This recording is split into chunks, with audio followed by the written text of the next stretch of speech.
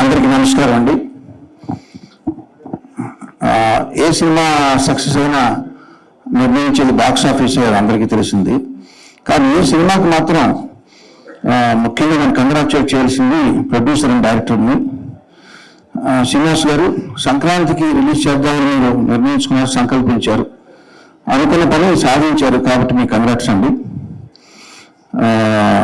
ఇది సంక్రాంతికి రిలీజ్ చేయడం అనుకోవడమే కాదు, అలా అని చెప్పి 1 year ముందు పెట్టి రిలీజ్ లేదు.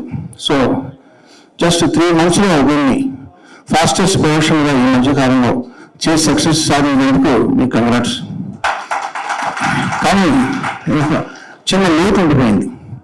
శ్రీను గారు నేను ఆర్టిస్ట్ క్లాస్లో DVD సినిమా చూశాను, ఆర్టిస్ట్ చూసి ఎంజాయ్ చేశానండి. మనం కలిసి మన కొవ్వూరులో రాజమండ్రిలో చూడాలి, అది చూడలేక లోటు ఉండిపోయింది. అలాగే విజయ్ మైసూర్ వచ్చాను కంపోజింగ్కి, వచ్చినప్పుడు మనం కార్డ్స్ గేమ్ ప్లాన్ చేశాం, నువ్వు బాగా బిజీగా ఉన్నావు, సో మనం ఆడుకోలేకపోయాం, అదొక లోటు ఉండిపోయింది. But for that very happy. మీ ఇద్దరికి కంగ్రాట్స్ చెప్పాలి, నాగార్జున కంగ్రాట్స్ చెప్పుకోరు, ఎందుకంటే ఆయనకు థ్యాంక్స్ చెప్పాలి. ఎందుకంటే కొత్త టాలెంట్ని పదే నమ్ముతూ నమ్మకం మన టీం వర్క్ నమ్మి ఆయన మనకి ఇంత ఫ్రీడమ్ ఇచ్చినందుకు thank you very much sir for repeatedly believing in our talent. And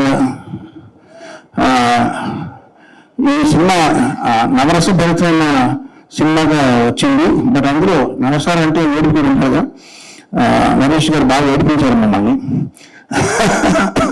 ఏడిపించినట్టే నిజంగా అంత సెంటిమెంట్ మీడియాలో సాధ్యమైంది అది. అండ్ చాలా మూమెంట్స్ ఉన్నాయి సినిమాలో, బెస్ట్ మూమెంట్స్. నాకు సినిమాలో బాగా ఒకటే పిక్ చేయమంటే నాకు ఇష్టమైన మూమెంట్ ఏంటంటే, ఆశిక హర్ష అడిగాడు, ఏంటి ఒక్క మర్డర్కి ఇంత పెద్ద అంటే, ఒకటే నేను చెప్పాను అట.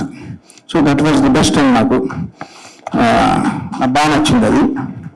ఇక చంద్రబోస్ గారితో నా అనుబంధం అలాగే కొనసాగాలి విషయస్ ప్రకారం. నరేష్ గారు, ఈ ముఖ్యంగా నేను చెప్పేది ఏంటంటే, విజయ్ నాకు స్ట్రైక్ అయింది అంటే, మనం రోజు చూసే మన ఇంటి పక్క చెట్టు పెరట్లో చెట్టు వీలు లేదంటారు, అలాగా మనం ఎప్పుడు మనతోనే ఉంటారు కదా, మర్చిపోయే పేరు.